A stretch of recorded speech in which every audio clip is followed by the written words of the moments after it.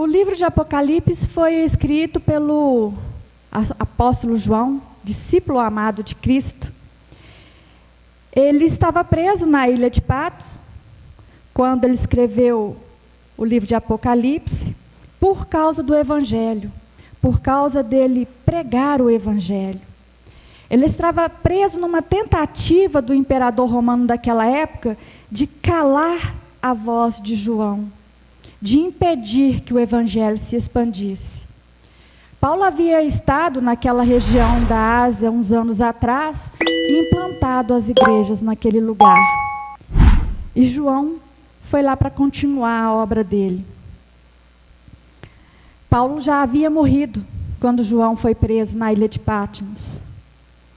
O livro de Apocalipse é um livro com muitas experiências. João ouve uma voz como de trombetas, que o instruiu a escrever as 7 igrejas. Ele instruiu a escrever 7 cartas para 7 igrejas diferentes, 7 comunidades que tinham nascido com a mesma fé em Cristo. Dentro do livro de Apocalipse, essas 7 cartas foram escritas para igrejas específicas.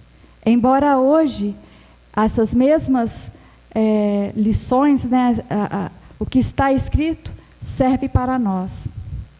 João escreveu uma carta para a igreja de Éfeso, uma para a igreja de Esmirna, uma para a igreja de Pérgamo, uma para a igreja de Tiatira, uma para a igreja de Sardes, uma para Filadélfia e uma para a igreja de Laodiceia. Esta manhã eu quero compartilhar com vocês essa 7ª carta, a carta que foi escrita para a igreja de Laodiceia, com a voz de trombetas. João estava escrevendo a uma comunidade de fé, a um corpo de pessoas, para que houvesse mudança no meio daquele povo, houvesse mudança na vida daquele povo, não para uma instituição com placas e estatutos. Nesta carta, ele está falando de coisas que têm a ver com vidas, com pessoas. Vamos ler lá junto o capítulo 3, do versículo 14 a 22.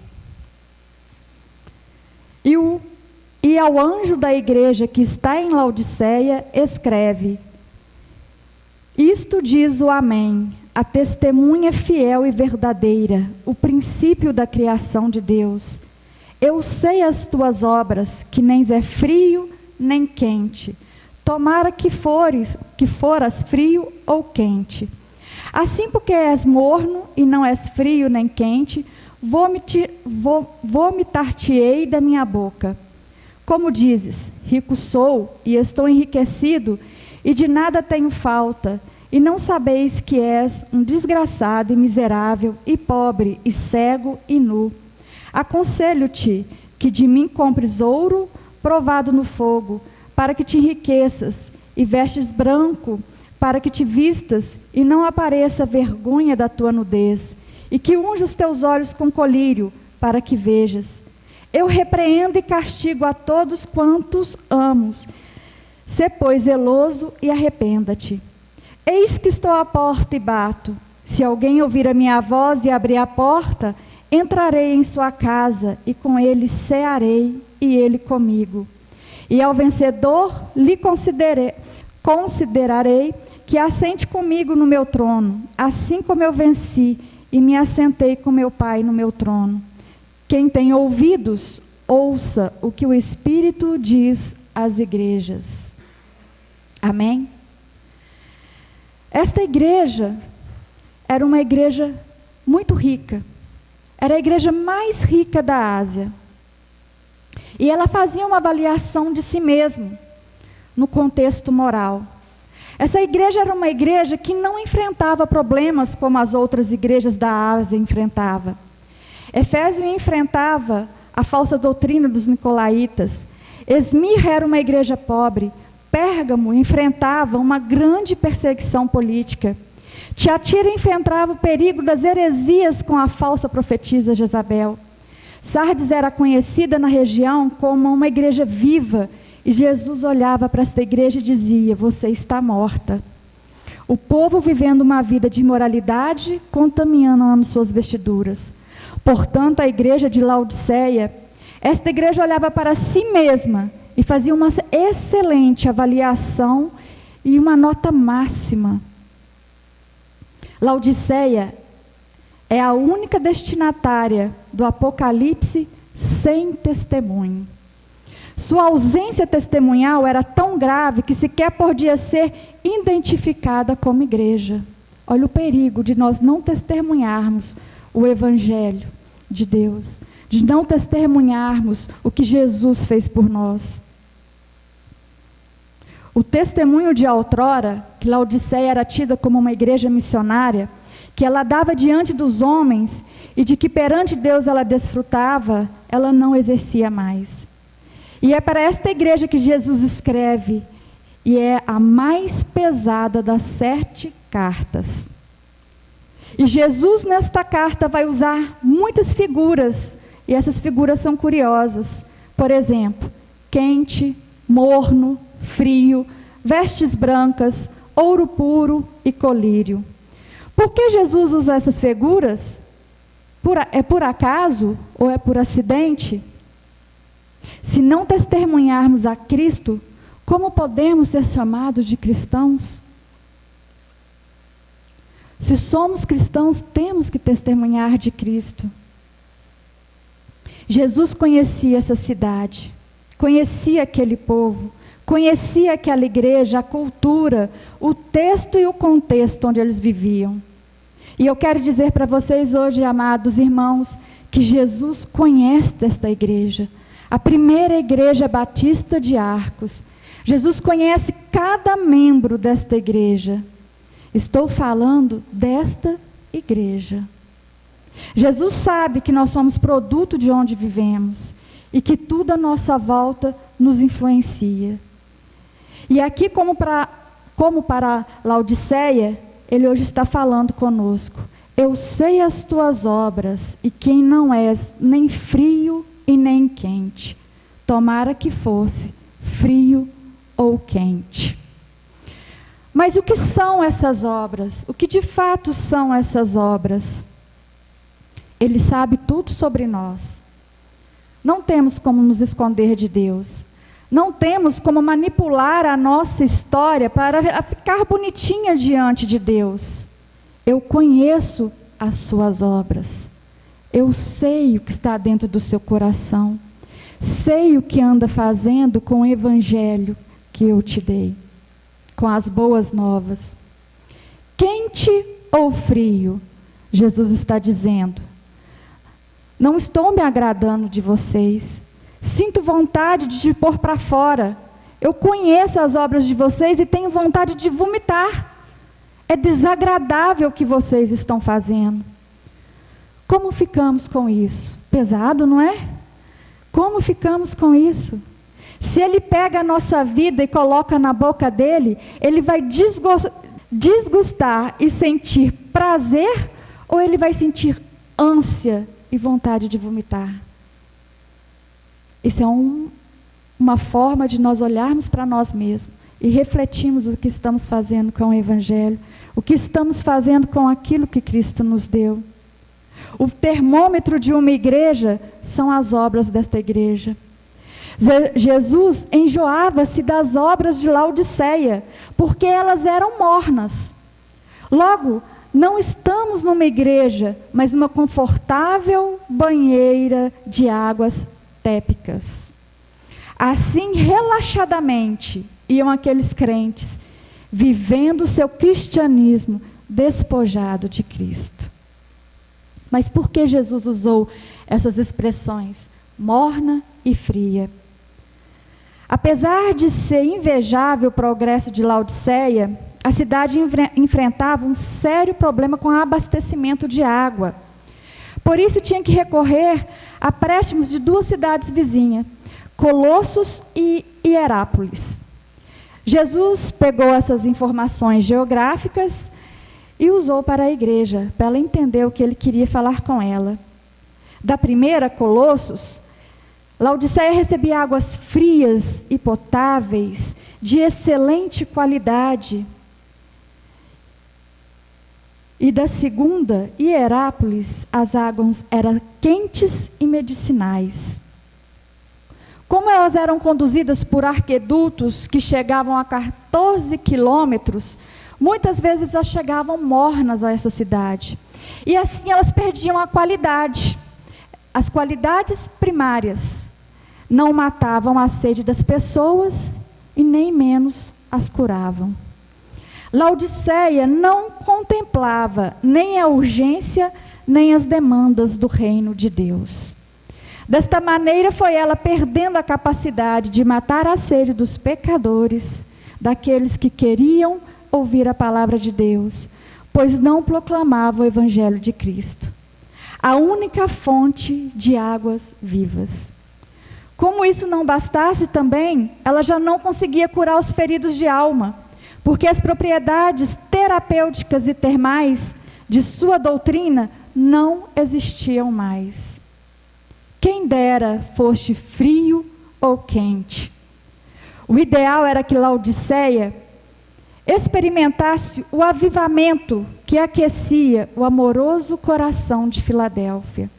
Ou então que fosse tomada de vez pela frialdade cadavérica de Sardes.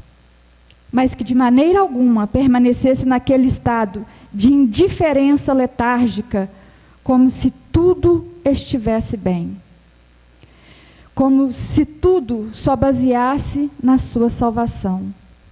Ela sabia que era uma igreja salva, que iria viver a eternidade com Cristo. Mas ela não fazia nada para que outros fossem salvos junto com ela. A salvação bastava para ela, mas ela não proclamava essa salvação às outras pessoas. Por conseguinte, havia mais esperança para a defunta Sardes, que era fria e morta, do que para a apática e inerte Laodiceia. Seu desinteresse para as coisas de Deus, para o reino de Deus, era tão irritante ao Senhor Jesus, que ele estava prestes a vomitá-la de sua boca. Muito duras essas palavras, não são, irmãos? Muito dura uma igreja ouvir essas palavras do seu Senhor. Mesmo sendo uma igreja moralmente vista aos olhos dos outros, como uma igreja correta, uma igreja próspera, uma igreja sadia. Mas o que Jesus quis dizer com a figura do ouro, as vestes e o colírio, que está no versículo 17 e 18? Na cidade de Laodiceia, a cidade de Laodiceia ficava numa encruzilhada entre 3 polos comerciais. As pessoas ali eram muito ricas. Era uma cidade de banqueiros. Comerciantes trocavam moedas, mercadorias na cidade de Laodiceia. Também era uma cidade têxtil. Ela era referência na época de tecidos. Muitos iam até aquela cidade comprar tecidos. Jesus usou a figura do colírio porque Laodiceia tinha um grande avanço na medicina. Ela tinha a maior escola da medicina da Ásia e era avançada na oftalmologia. E Jesus queria dizer para eles: vocês se vangloriam do seu ouro e espiritualmente estão pobres. Vocês se orgulham das suas indústrias têxtil, mas espiritualmente vocês estão nus. Vocês se orgulham dos seus colírios e das clínicas de olhos que vocês têm, mas espiritualmente vocês estão cegos. Quero dizer para vocês hoje, meus irmãos amados, que Jesus está entre nós. E neste momento, Ele tem o diagnóstico do nosso coração. Ele sabe quem nós somos. Quando nós nos olhamos para a igreja de Laodiceia, Jesus não faz uma denúncia dos seus problemas morais, mas havia muitos problemas morais nas igrejas da Ásia. Naquela época, vivendo uma vida dupla e de imoralidade. Jesus olha para essa igreja e não vê nada imoral nela. Os crentes eram ortodoxos, eles viviam uma vida regrada, bonita aos olhos sociais, tinham um alto conceito dentro e fora da cidade. Era uma igreja modelo na vida moral. Era uma igreja próspera, era uma igreja que vivia em paz e não era perseguida. Mas Jesus olha para essa igreja e vê um problema que talvez é o maior de todos os problemas nas igrejas, que produz nele um desconforto tão grande, que ele sente vontade de vomitar. É o problema da mormidão espiritual, a falta de fervor espiritual. Não tem nada mais que causa tristeza em Jesus do que um crente apático, um crente morno, um crente que vive a mesmice espiritual, que vem à igreja e volta para casa mês após mês, ano após ano, e nada muda na sua vida, porque vive no piloto automático. Ele não tem fervor, não tem quebrantamento, não tem choro pelo pecado, não tem arrependimento genuíno, não tem sede de Deus, não tem fome pela palavra, não tem poder espiritual, não tem vida de oração, não se santifica, não leva uma vida piedosa. Estamos necessitados deste avivamento espiritual. Precisamos despertar para um sopro de vida.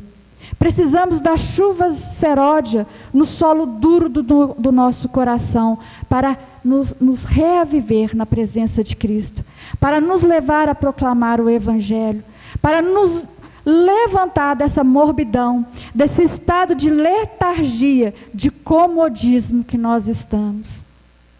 A seara é grande e são poucos os trabalhadores. Nós vivemos tempos difíceis, mas nunca houve um tempo na nossa geração que as pessoas buscassem tanto a Deus como buscam hoje. E vocês estão levando o Evangelho a essas pessoas, a salvação a essas pessoas, elas estão sedentas. Qual a água que vocês estão oferecendo? A água morna, ao qual elas vão vomitar? A qual Jesus vomita? Nós estamos precisando ter um posicionamento diante do Evangelho, diante de Cristo. É isso que Ele nos chama hoje, irmãos. Ter um posicionamento. E como o pastor falou mais cedo, ter um posicionamento requer responsabilidade, requer compromisso com a obra de Deus. Ele conhece as nossas obras. Está nos chamando a mudar, se não estamos fazendo aquilo que Ele quer que nós façamos. Ainda há tempo. Por isso que Ele manda a carta para a Laodiceia. Fala, ainda há tempo de arrepender-te. Ainda é tempo de mudar a sua vida e fazer a obra que eu proponho para vocês fazerem. Para que vocês estejam sentados comigo no trono. Foi a única igreja que ele escreveu e que falou que se eles mudarem de posição, eles assentariam com ele à direita do trono de Deus. Está na hora de nós tomarmos uma posição, de nós sermos ou quente ou frio. Ser frio aqui não significa você estar morto, significa você tomar uma posição. A água fria, potável, refrescante, aquela que vai matar a sede das outras pessoas. A água quente, termática, que vai levar saúde, que vai levar avivamento àqueles que estão mortos, que estão com as almas feridas, machucadas, que vão curar aquelas almas. Precisamos tomar uma posição. Ou você é quente, ou você é frio. Porque o morno Jesus vomitará. Você imaginou nesse tempo de calor, no nosso verão aqui do Brasil, você oferecer um copo de Coca-Cola morno para alguém? O que vai acontecer? Mas aqui o que Ele nos chama a oferecer é um copo de água viva para outra pessoa. Um copo de água que vai fazer ela ter vida nele, querer mais dele, mas não sentir mais sede. Qual que é o nosso posicionamento diante de Deus? Seja quente ou frio, mas nunca seja morno. Porque o morno, Deus vomita. O morno, se você oferecer a outras pessoas, os outros também vomitarão. Estamos necessitados desse poderoso reavivamento espiritual. Que o Espírito Santo venha nos reavivar. Que Ele venha tocar a nossa vida e nos despertar para o que Deus tem para nós. O fervor espiritual não tem nada a ver com barulho dentro da igreja, com movimento nos cultos. Isso é tudo uma emoção humana, que nós vemos aí em outras igrejas, ou às vezes até dentro da nossa. Mas isso tem muito a ver com um culto fabricado. E não passa de um teatro diante dos olhos de Deus. Ele não quer que nós sejamos quente ou frio dentro da igreja, mas que nós sejamos quente ou frio também fora da igreja. Jesus se incomoda com esse tipo de crente, com crente morno, porque Ele se humilhou por nós, Ele chorou por nós, Ele sangrou por nós, Ele morreu por nós, Ele deu a vida por nós, e Ele ressuscitou por nós, e depois derramou o seu Santo Espírito em nós. Mas nós ainda vivemos uma vida apática. Nós ainda vivemos uma vida de mornidão. Por que Jesus é tão severo com a igreja de Laodiceia? Por que Ele é tão severo com essa palavra, tão radical no seu posicionamento? Ele está dizendo: eu estou repreendendo você porque te amo. Nós lemos aqui no versículo: eu estou repreendendo você porque te amo. E aí no versículo 19 ele diz assim: eu repreendo e castigo a todos quanto amo, pois seja zeloso e arrepende-se. Ele está chamando nós para o arrependimento, para que nós possamos escolher estar numa vida com Ele de santidade, fazendo aquilo que Ele tem para nós. Depois desse raio-x espiritual que ele fala sobre a mornidão de Laodiceia, João chega à conclusão de que Deus nos ama apesar de nós mesmos. Apesar de tudo que nós fazemos, Ele continua nos amando. Por isso Ele nos chama ao arrependimento. Mas Ele tem pressa. Como João Batista pregava lá no deserto, está escrito lá no Evangelho de João, que ele pregava o arrependimento, porque era chegado o reino dos céus. O reino dos céus já nos chegou. O reino dos céus é aqui e agora, não é somente para a eternidade. Por isso nós precisamos arrepender das nossas atitudes diante de Deus. Por isso Ele precisa que nós sejamos rápidos. Ele tem pressa para salvar as almas, porque o reino de Deus já chegou.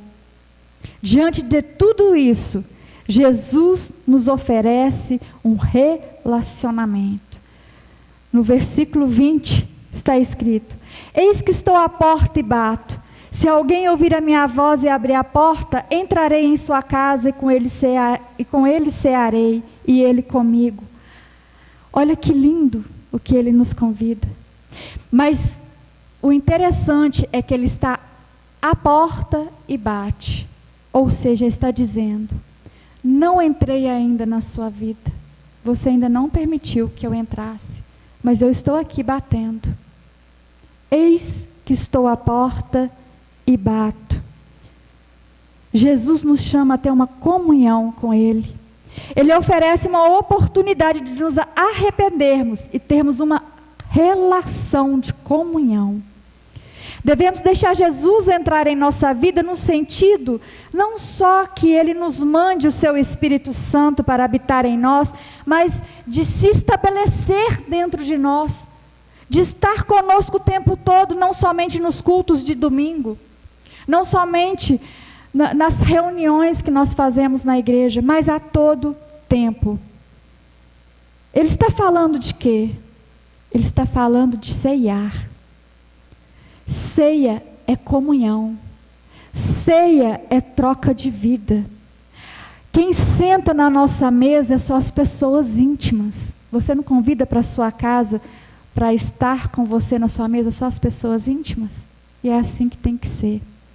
E Ele bate na nossa porta e nos oferece essa intimidade com Ele, nos convida à comunhão com Ele, a cear com Ele.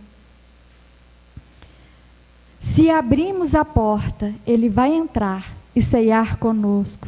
E Jesus está dizendo: quero fazer parte da sua vida, fazer parte das suas conversas, fazer parte de você. Qual foi a última vez que fora da igreja o assunto foi o Evangelho?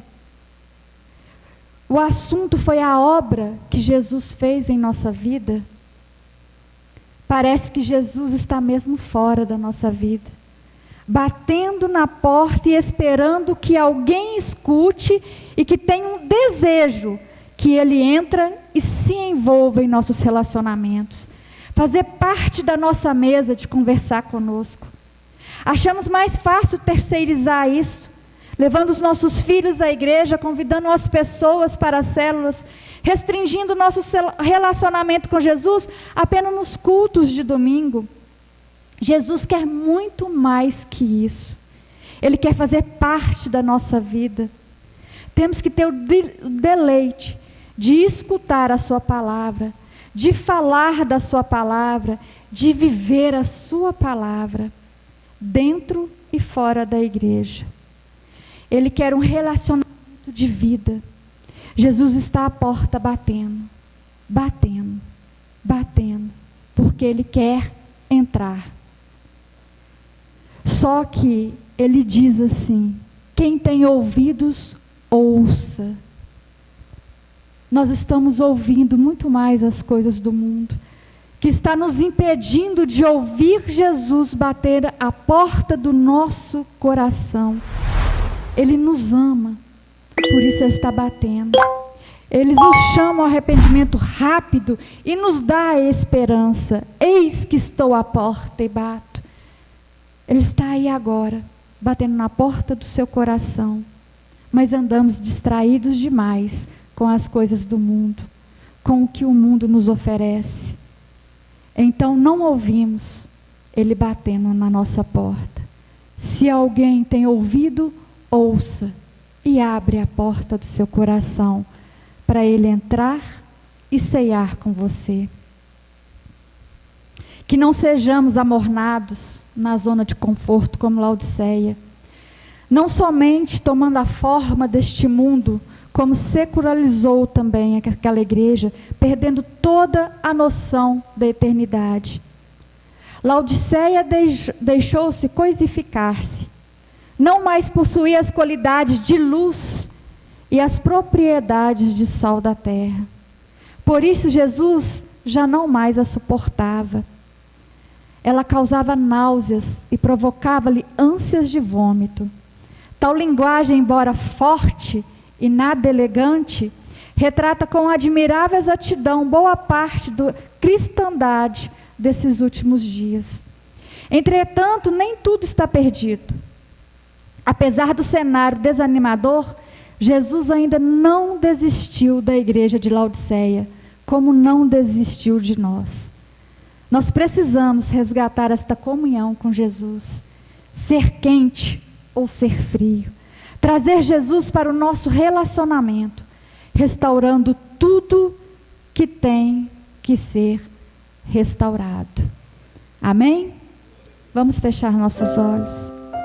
Deus amado, Pai querido, nós te agradecemos por esta palavra, Senhor, que trouxeste aos nossos ouvidos esta manhã. Nós te agradecemos porque ainda nos amas apesar de nós mesmos, apesar de continuarmos na mornidão, de continuarmos na letargia. Ah, Pai, não olhe para as obras passadas, Senhor, mas para as futuras, porque tenho certeza, ó Pai, que depois que o seu Filho bateu na nossa porta, abriremos o nosso coração, para que Ele venha sentar na nossa mesa e ceie conosco, para que nós tenhamos uma troca de vida com Ele, ouvindo a sua voz e fazendo a sua vontade, levando o seu evangelho e a salvação a todas as pessoas ao nosso redor, porque nós sabemos que esta é a sua vontade para todos aqueles que o Senhor ama neste mundo. Obrigado, meu Pai amado e Deus querido, por não desistir de nós, por continuar nos amando e por trazer a sua palavra ao nosso coração. Nós te agradecemos em nome de Jesus. Amém.